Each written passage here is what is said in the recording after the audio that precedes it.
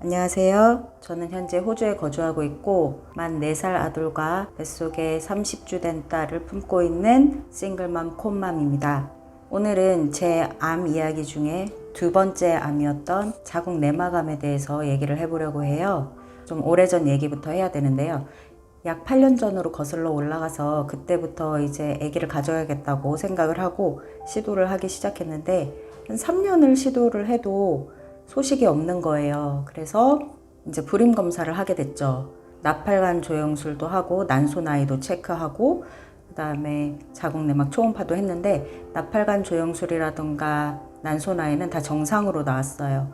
그런데 초음파 소견상 자궁내막에 1cm짜리 폴립이 2개가 발견되었어요. 의사 선생님께서는 이게 단순 용종일 수 있으니 한 3개월 뒤에도 체크를 해봐서 크기가 커지거나 아니면 없어지지 않으면 다시 오라고 말씀을 하시더라고요. 그때 당시에 제가 가족을 방문하러 한국에 갔다가 검진차 산부인과에 들렸던 거기 때문에 이제 다시 호주로 돌아와서 비행기표를 끊어서 3개월 뒤에 다시 한국으로 돌아가서 검사를 받게 됐어요. 그 당시에는 제가 호주 병원에 대한 경험이 없었고 호주 의료에 대한 부정적인 말들을 많이 들었었기 때문에 그다지 믿음이 없었거든요. 그래서 다시 비행기표를 끊고 한국으로 돌아가서 검사를 받게 됩니다.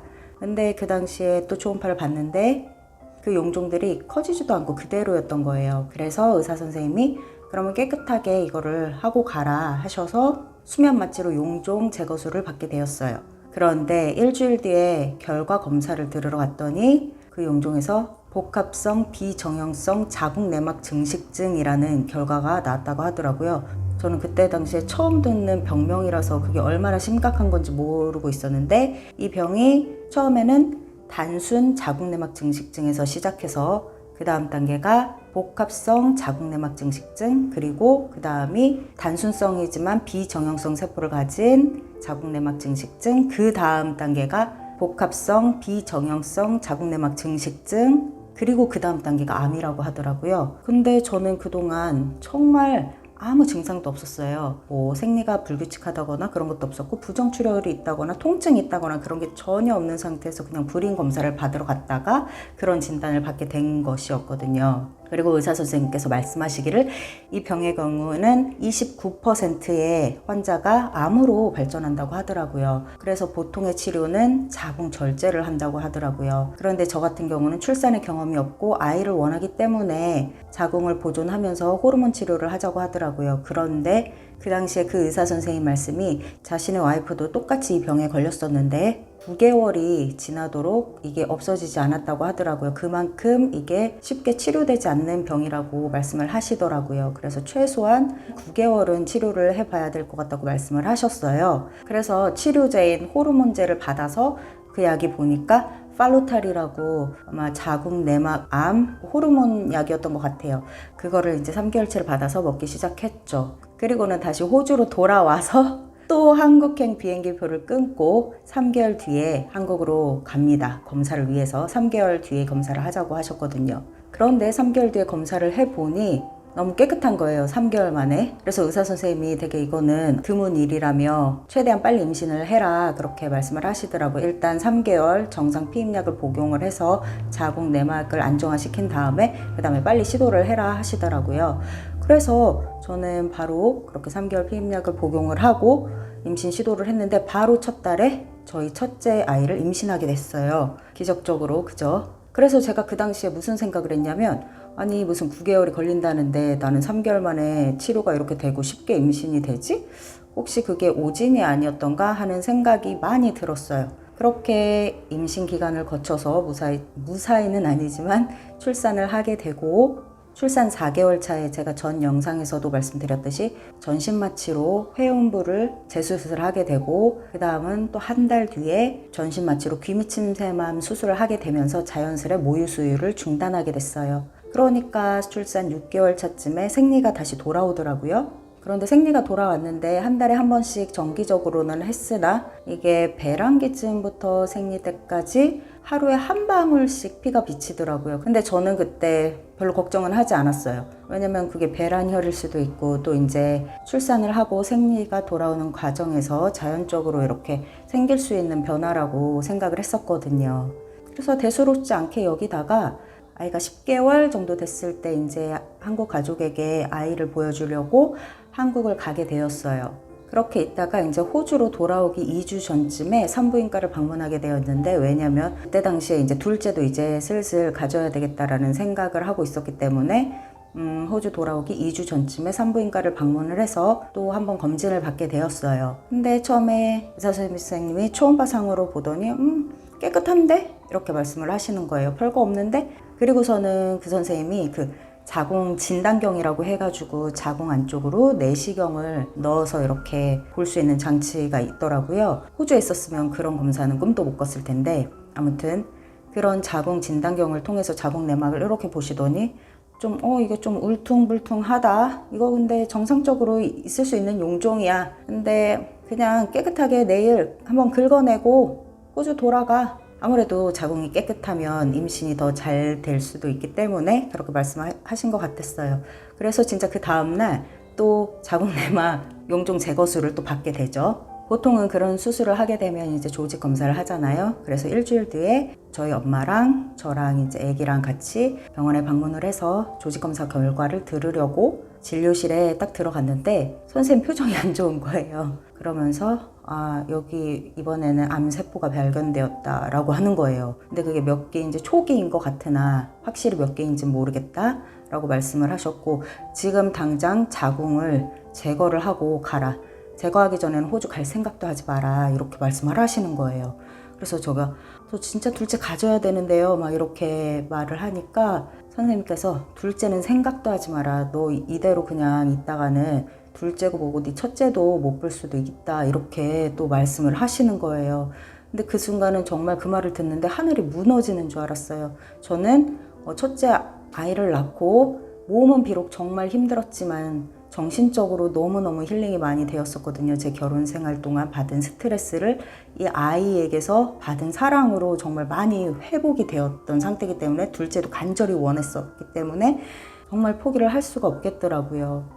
그래서 선생님께 계속 안 된다고 저 진짜 둘째 꼭 가져야 된다고 하니까 선생님께서 냉정하게 계속 둘째는 가질 생각도 말고 지금 이 조직 샘플과 그 소견서를 줄 테니 빨리 여기 대학병원에 어느 교수님을 찾아가라. 그 교수님이 수술에 있어서는 권위적이다 하시면서 저한테 그거 결과를 주시더라고요. 그때 옆에서 조용히 듣고 계시던 저희 엄마는 표정 변화 없이 조용하게 눈물만 흘리시더라고요. 그래서 엄마한테도 정말 미안했고, 나는 정말 둘째를 너무 갖고 싶은데 못 갖는다고 생각하니까 너무 절망적이었고, 또 지금 내가 갑자기 잘못되면 우리 아들은 어쩌지 하는 생각이 한꺼번에 몰려오면서 그때는 정말 하늘이 무너지는 줄 알았어요. 솔직히 규미침샘암이라는 말을 들었을 때도 담담했거든요. 그리고 초촉이라니까 항암 치료할 필요도 없다고 하니까 그렇게 실감이 나진 않았어요. 처음 암에 걸렸을 때는. 근데 이 5개월, 6개월 뒤에 걸린 이 자궁에 암이라는 것이 생겼다는 말을 들었을 때는 정말 너무 힘들었어요. 그 순간. 그래서 그렇게 병원을 나와서 조직 샘플과 그 소견서를 가지고 바로 대학병원을 갔어요. 몇 시간을 기다려서 의사 선생님을 만났는데 일단 정밀 MRI를 찍어보고 또 이 조직 샘플을 다시 검사를 해보고 결정을 하자고 하시더라고요. 그래서 정밀 MRI를 받고 며칠 뒤에 결과 검사를 들으러 갑니다. 또 이번에도 다행히 조직 샘플을 정밀 검사를 해보니 이번에도 초촉이었던 거예요. 이제 막 암세포가 생기기 시작했을 때 그래서 1기 A가 나왔어요. 1기 A가 뭐냐면 자궁 내막에만 암세포가 국한되어 있었던 거, 2기부터는 근층을 침범하고 근육층을 침범하고 3기부터는 전이가 시작되고 막 이런 거였던 것 같은데, 저는 진짜 운이 또 좋게도 자궁 내막암 1기 A 판정을 받았어요. 그리고 정밀 MRI 검사상에 현재 자궁 내막에 남아있는 암세포, 암 조직은 없다고 말씀을 하시더라고요. 그래서 저 둘째를 갖고 싶은데 가능하겠느냐 말했더니 그 선생님은 의외로 쿨하게 네, 이런 케이스도 있어요 하시더라고요. 그래서 약을 3개월치를 받아서 호주로 돌아왔어요. 그런데 이번에는 아기가 있다 보니까 제가 한국에 쉽게 갈 수도 없는 상황이고 호주에서 출산도 해보고 수술도 몇 번 해봤기 때문에 이제는 호주 의료에 대한 좀 믿음이 있었기 때문에 호주에서 치료를 해야 되겠다 생각을 하고 결과 검사를 다 가지고서 GP를 찾아가서 진료를 받더니 저희 GP가 응급으로 또 산부인과 전문의에게 그 레퍼럴을 보내서 만나게 되었어요. 그때 당시에 2017년 1월이었고 전문의를 만나서 다시 그 자궁 내막을 긁어내서 검사를 하는 수술이 2월 3일인가 그랬거든요. 그래서 또 한 달 만에 급하게 또 진행이 됐죠. 그런데 이번에는 결과상으로 제가 약을 먹고 있었기도 하고 2개월 전에 자궁을 한번 또 긁어냈었기 때문에 깨끗한 상태였나 봐요. 아직 뭐가 발견되는 건 없다고 하더라고요. 하지만 한국에서 진단을 받았으니 여기에서도 그거를 치료를 해야 되기 때문에 그런데 여기 제가 갔던 호주 병원에서는 먹는 호르몬 약보다 미레나라는 그 자궁 내막에 설치하는 피임 기구를 추천하더라고요. 먹는 약 같은 경우에는 이 호르몬이 온몸에 영향을 주지만 이 미레나 같은 경우에는 자궁 내막에 국한되기 때문에 좀 더 안전할 수 있다. 그래서 그걸 더 추천한다 해서 약을 중단하고 미레나를 하게 됐어요. 그 미레나를 하게 되면 자궁 내막이 계속 얇게 유지가 되는 거예요. 그러면은 암세포의 영양분이 되는 그 자궁 내막이 없으니까 암세포가 굶어 죽겠죠. 그런 원리로 치료가 되는 거예요. 그래서 이제 미레나를 2월 달에 하고 3개월마다 정기적으로 그 병원을 방문을 해서 조직 검사를 하게 되는데 첫 3개월 후에는 마취 없이 자궁 내막에 긴 막대 같은 거를 이용해서 이렇게 자궁 내막을 이렇게 수압하더라고요. 우리가 자궁 경부암 검사하듯이. 그래서 그때는 깨끗하다고 나왔어요. 그리고 또 3개월 뒤에 갔을 때는 이제 처음 전신 마취하고 그 긁어냈던 것처럼 긁어내서 검사를 했어요. 그런데 또 이번에도 깨끗하다는 판정을 받았어요. 그리고 이제 또 3개월 뒤에 방문했을 때는 또 마취 없이 이번에는 자궁 내막에 무슨 핀셋 같은 걸로 이렇게 꼬집어서 한 1cm, 1cm짜리 조직을 꼬집어서 이렇게 떼어내더라고요. 두 개 정도를. 그때 정말 너무 아팠어요. 태어나서 한 번도 겪어보지 못한 이상한 느낌? 아무튼 기분 나쁘게 되게 아픈 경험이 있었는데 그렇게 해서 검사를 했는데 깨끗하다고 이번에도 나온 거예요. 그래서 이번에도 선생님이 이제부터는 3개월을 쉬고 임신을 시도하라고 말씀을 하시더라고요. 이제 그때부터는 이제 임신을 하기 위한 또 다른 고난이 시작되었죠.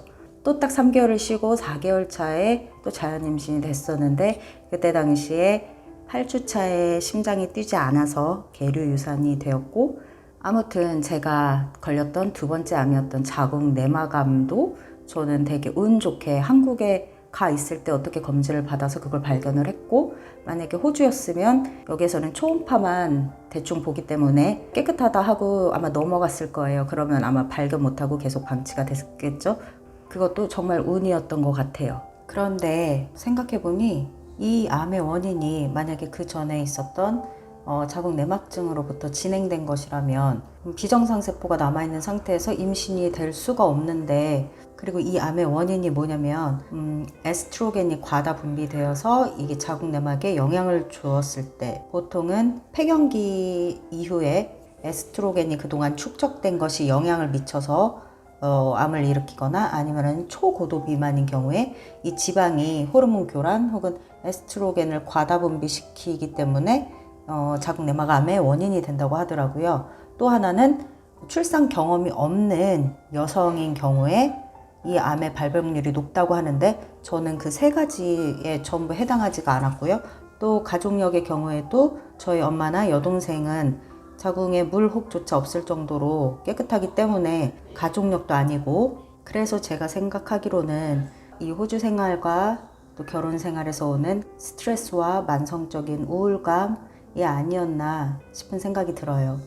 그리고 또 참 다행인 게 이 자궁 내막암이 그 전에 귀밑 침샘암으로부터 전이되거나 그런 게 아니고 각각 따로 발생한 원발암이라는 점. 만약에 이게 귀밑 침샘암으로부터 전이된 것이라면 더욱 심각했겠죠? 이렇게 암세포를 보면은 이게 어디에서 시작된 암인지를 알 수 있대요. 저 같은 경우에는 귀밑 침샘암은 귀밑 침샘 세포에서, 그리고 자궁내막암은 자궁내막에서 발생한 거라고 하더라고요. 그래서 각각 다른 원발암. 제가 되게 스트레스를 많이 받는 스타일인데 이런 큰 병에 2번이 걸림으로써 깨닫게 된 게 스트레스가 정말 몸에 안 좋구나. 내 몸은 스트레스에 정말 취약한 몸이구나 라는 걸 깨닫게 되면서 제 스트레스와 이 부정적인 마음을 관리하는 방법을 배우게 되었고, 지금 만약에 제가 그런 병이 없었다면 완전히 다른 마음으로, 힘든 마음으로 살고 있을 것 같아요. 그래서 그런 점들이 저는 참 감사하게 생각해요. 물론 평생 안 겪으면서 살면 제일 좋겠지만 제가 이런 경험을 좀 더 일찍 함으로 인해서 어쩌면 좀 몰랐을 수도 있었던 것들을 좀 빨리 깨닫게 되었다는 것, 그런 거에 대해서 정말 감사하는 마음이 생기더라고요. 그렇게 2017년은 1년 내내 자궁내막암으로 3개월마다 병원을 그렇게 들락날락 하였고, 이제 2018년부터는 본격적으로 임신 계획으로 인해서 또 여러 가지 일들이 있어서 병원을 또 들락날락 하게 되었죠. 빨리 이제 임신 시도를 하라는 허락을 받고부터는 6개월마다 한 번씩 방문을 했어요. 6개월마다 방문을 해서 아직 소식이 있느냐, 없느냐, 없으면 그 자궁내막을 또 이제 마취 없이 조직을 채취를 해서 검사를 했어요. 6개월마다. 그러다 보니까 이제 자궁내막이 많이 약해졌겠죠. 그래서 또 제가 임신을 하는 데 있어서 조금 어려운 점도 있었던 것 같아요. 아무튼 오늘은 자궁내막암에 대한 이야기였고요. 다음번에는 조만간 저의 둘째를 임신하는 데 있어서 있었던 고난에 대해서 또 쭉 말씀을 드려보려고 해요. 계류유산과 시험관을 거쳐 또 계류유산과 자연임신까지. 그러면 여기까지 들어주신 분들 감사하고요. 다음에 뵐게요.